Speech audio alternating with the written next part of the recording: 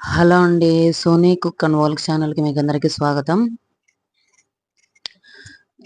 ఈరోజు మనకు వేసవి కాలంలో చలువ చేసేటువంటి సంగటిలోకి లేదంటే రాగి ముద్ద అంటుంటారు.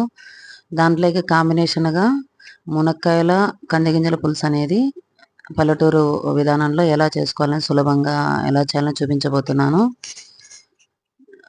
ముందుగా టమోటాలన్నీ ఈ విధంగా సన్న సన్న ముక్కలుగా కట్ చేసి పెట్టుకోండి. ఈలోపు మీరు స్టవ్ మీద ప్యాన్ పెట్టేసి ఒక కప్పు మీద కందిబేడలు వేసేసి ఇలా పొంగు వచ్చేంత వరకు ఉడకబెట్టేసేయండి. సుమారుగా ఉడకాలి ఇవి.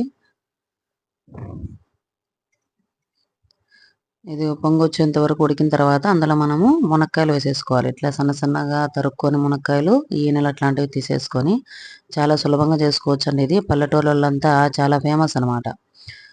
సంగటిలోకి కాంబినేషన్ అన్నంలోకి కానీ సంగటిలోకి కానీ ఏ దాంట్లోకైనా బాగుంటుంది. తర్వాత చూడండి, అందులోనే పసుపు, చెక్క లవంగాల పొడి, కొద్దిగా కొబ్బరి పొడి, ధనియాల పొడి, కారం పొడి, ఇవన్నీ కూడా ఒక్కొక్క స్పూన్ చొప్పున వేసేసుకోండి.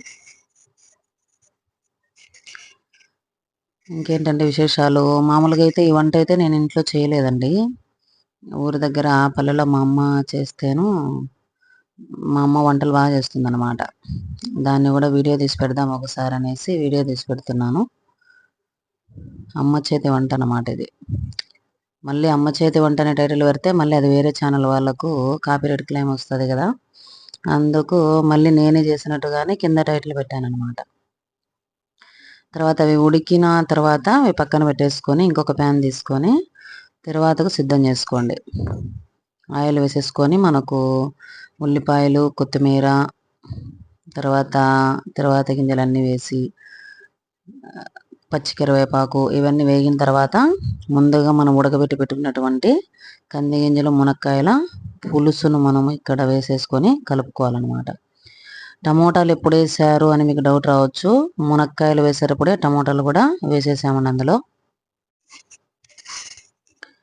తర్వాత అందులోనే ముందుగా కొద్దిగా చింతపండు నానబెట్టేసుకొని ఒక నిమ్మపండుమైన అనమాట చింతపండు నానబెట్టేసుకొని ఆ పులుసు కొద్దిగా వేసుకోండి. ఇందులో రుచి బాగుంటుంది అన్నమాట.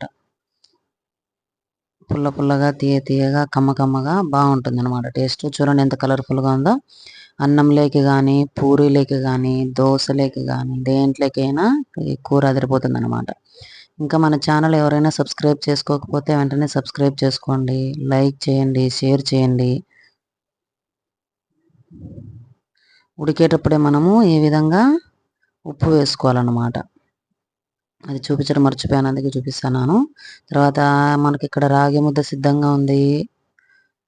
చూడండి, అందులో ఇట్లా ఒక విధంగా గుంత పెట్టేసుకొని అందులో మనం ఈ పులుసు వేసుకొని అద్దుకొని తింటుంటే చాలా బాగుంటుంది అనమాట. సబ్స్క్రైబ్ చేయండి, లైక్ చేయండి, షేర్ చేయండి. ఓకే అండి, బాయ్.